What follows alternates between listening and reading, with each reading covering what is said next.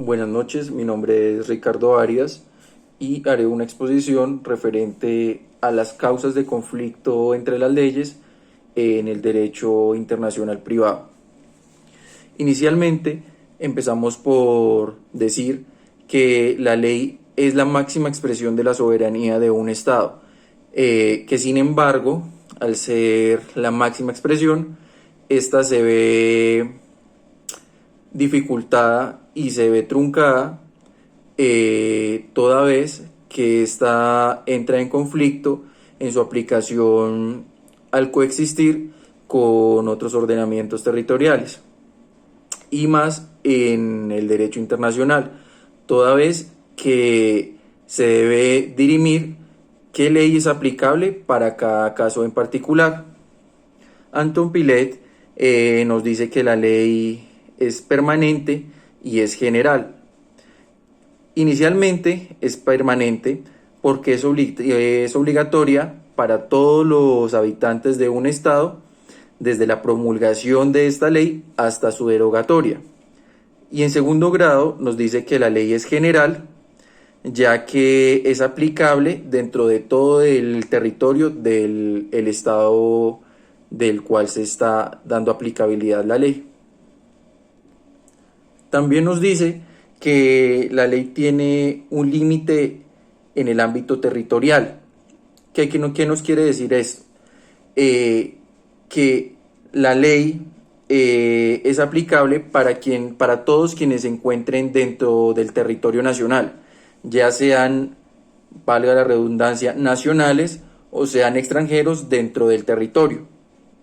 También nos dice que es aplicable extraterritorialmente, puesto que esta aplica para los nacionales del Estado, aun cuando no se encuentren dentro del mismo.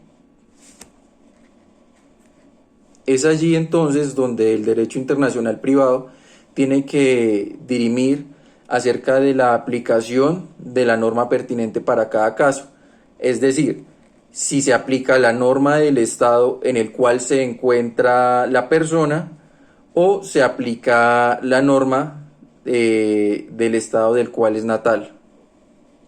Para que exista conflicto entre las leyes de dos o más ordenamientos, estas deben tener ciertos elementos. Como primer elemento encontramos una relación jurídica. ¿Qué quiere decir esto? Que para que exista un conflicto debe existir un supuesto fáctico o un hecho que tenga relevancia jurídica, que ya recaiga sea sobre una obligación o sobre un derecho, y que éste sea regulado como mínimo por dos ordenamientos o dos estados. En segunda medida, tenemos que debe contar con elementos extranjeros o elementos internacionales. Esto nos quiere decir que deben existir puntos de contacto en dos o más territorios, en dos o más estados, y que el mismo se desarrolle y se ubique dentro del territorio de estos mismos. Es decir, que no sean solo uno, sino de dos en adelante. Para desarrollar esta regla se deben tener en cuenta datos tales como el domicilio, la residencia, la nacionalidad, entre otros. También es muy importante resaltar que el estado en el cual se desarrolla el proceso o el negocio jurídico se denomina foro. Este es el estado dentro del cual se va a desarrollar principalmente y mayoritariamente los negocios jurídicos más importantes de dentro del negocio jurídico. En un tercer momento encontramos la pluralidad de las leyes y de estados aplicables. Esto nos dice que deben existir más de dos estados que tengan una soberanía, que sean autónomos y que estos a su vez tengan normas aplicables al caso en particular, y que estas normas al usarlas tengan resultados totalmente diferentes. Como cuarto, encontramos la aceptación del derecho extranjero. ¿Qué quiere decir esto? Que el país foro debe tener aplicabilidad dentro de su ordenamiento de leyes extranjeras, es decir, que haya ratificado tratados internacionales o que tácitamente sus jueces promulguen y argumenten sus fallos con base a una ley que tácitamente haya sido aceptada dentro de su ordenamiento jurídico y que pues sea aplicable. Para dirimir y para determinar este conflicto existen ciertas reglas. Estas reglas son incluidas y son adoptadas por los estados para considerar la aplicabilidad de la norma dentro de su ordenamiento en el caso del derecho internacional. Para determinar este conflicto se aplican estas reglas. Estas reglas son el carácter normativo, se tiene en cuenta la incorporación de un orden jurídico interno, la enunciación de un punto de contacto que sirve de criterio para resolver el conflicto de las leyes, la consecuencia jurídica de determinar la ley aplicable para el caso y la enunciación de los puntos de contacto. Para determinar entonces la ley aplicable, inicialmente tenemos en cuenta la consecuencia jurídica que puede llevar la aplicación de esta norma. Entonces decimos que la regla de conflicto puede ser redactada bajo dos presupuestos. Puede ser redactada de forma positiva o de forma negativa. De forma positiva, decimos que la regla nos indica de manera expresa que se va a adoptar la normativa de un territorio determinado y se van a adoptar sus leyes, las cuales son pertinentes para el caso en particular. De una forma negativa, decimos que vamos a adoptar una regla expresa, o sea, una ley determinada, única, que se va a usar en el conflicto y el desarrollo del caso particular. Es decir, que de manera tácita se dará aplicación de una norma extranjera dentro de la nación y dentro del ordenamiento interno. Para que una ley o para que una regulación sea tenida en cuenta en la solución de este conflicto y sea adoptada para el desarrollo del negocio jurídico, se debe tener en cuenta que debe tener el rango de norma, ya sea lo que se conozca dentro de su ordenamiento, la categoría que tenga, ya sea jurisprudencia, ya sea doctrina, ya sean fallos, sentencias y demás. Si dentro del ordenamiento tienen la categoría de norma, serán aceptados y serán traídos a controversia para darles aplicabilidad dentro del conflicto. Existen posturas en las cuales se discute la naturaleza jurídica de las reglas en conflicto, ya sean de ordenamiento del derecho privado o ya sean de derecho constitucional, es decir, que sean de derecho privado o de derecho consuetudinario internacional. A partir de esto surgen dos corrientes, el nacionalista y el movimiento internacionalista. El movimiento nacionalista hace referencia y apoya que el juez de un estado únicamente puede fallar basado en las normas del ordenamiento interno y que únicamente dará aplicabilidad a una norma exterior, extranjera, solamente cuando sea aplicada de manera tácita y sea aceptada y adoptada dentro de su ordenamiento expresamente. Es decir, que no abarca la totalidad de normas de un tema, sino una norma en particular que refiera a cierto tema en concreto.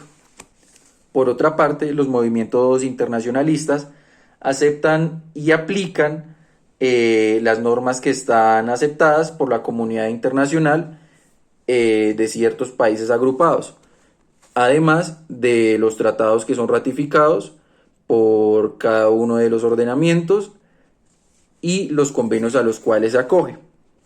Actualmente Colombia comulga con este movimiento y da aplicabilidad a los tratados que son ratificados por la misma y a las normas que son determinadas por la comunidad internacional. Como lo mencioné anteriormente, dentro de las reglas de aplicación con las cuales se dirime el conflicto entre qué norma es aplicable, la norma de cuál ordenamiento, estos puntos de contacto son desarrollados a través de unos estatutos. Estos estatutos son agrupaciones que ha hecho la escuela estatutaria. Esta, para resolver el conflicto de las leyes, ha establecido ciertos puntos y ciertos criterios dentro de la relación de los dos países, de los dos o más países que se encuentran en conflicto, y a partir de esto se determina qué norma es aplicable y qué derecho gobierna sobre el otro o cuál es más favorable para el desarrollo del negocio jurídico o del conflicto. Dentro de cada uno de estos estatutos se tienen en cuenta diferentes puntos de contacto. Inicialmente tenemos el estatuto personal, que este se entiende como la capacidad jurídica de las personas que habitan dentro de cada estado. En este caso ya son las concernientes a las relaciones familiares, al matrimonio, a la afiliación, a las obligaciones, a los temas alimentarios y el divorcio. En este caso, el punto de contacto tenido en cuenta es la nacionalidad, el domicilio y la residencia habitual de las personas de este estado. En segundo grado tenemos el Estatuto Real. Este está integrado por los derechos reales, ya sean los principales o los accesorios. En este caso hacemos referencia a el uso, el goce y la disposición sobre los bienes y las instituciones materiales. Estas las cuales son la prenda, la hipoteca, la servidumbre, entre otros. El punto de contacto en este marco es la ubicación del bien, donde se encuentra este bien, ya sea mueble o sea inmueble. En Colombia, este punto se consagra en el artículo 20 del Código Civil. Como tercero, encontramos el Estatuto de las Obligaciones. Este como tal hace referencia a todas las obligaciones y derechos emanados de un contrato, de todos los actos jurídicos, de los hechos antijurídicos, de los cuales se genera una responsabilidad contractual. Los puntos de contacto utilizados en este estatuto son los emanados por los contratos, de los contratos internacionales y las obligaciones extracontractuales. En dichos contratos internacionales, como lo he venido mencionando, se discuten los conflictos referentes a la ley aplicable. Esta se hace referente en cuanto a la forma y en cuanto al fondo. En cuanto a su forma, hace referencia a que la ley aplicable será en la cual se celebre el mismo contrato y se debe dar cumplimiento a los requerimientos y a todas las obligaciones que estén estipuladas dentro de dicho ordenamiento, ya sea que estén determinadas dentro de los ordenamientos y los estados con los cuales se celebra el contrato o no. Así no estén determinadas dentro de sus ordenamientos, estos deben cumplirlas dentro de el ordenamiento en el cual se celebra el contrato. Referente al fondo, se igualmente se discute la ley aplicable. Sin embargo, en este caso se tienen en cuenta otros factores, tales como el lugar de ejecución, el lugar de negociación y la autonomía de la voluntad. En una última instancia está el estatuto procesal. Este se da a desarrollar, se tiene en cuenta el derecho procesal del Estado en el cual se va a llevar a cabo y se va a desarrollar la controversia. Es decir, que el juez va a llevar y va a tomar como fuente la ley aplicable dentro del Estado en el cual se va a desarrollar el conflicto o se va a celebrar el contrato o negocio jurídico. Es decir, que el juez aplicará todas las exigencias procesales que determine dicho ordenamiento jurídico. A partir de todo ello, podemos concluir que así como hay causas que nos generan conflicto entre las leyes aplicables en el derecho internacional, también hay todo un desarrollo en derecho a partir del cual se han establecido reglas para la aplicación del derecho internacional y con él desarrollar y disminuir todos los conflictos que se puedan encontrar dentro de la negociación y dentro de los contratos de ámbito internacional. Y que por último se debe tener en cuenta que los consensos entre los países y entre los acordantes deben ser de manera equitativa y se debe aplicar la ley que sea más favorable para cada una de las partes encontradas en conflicto.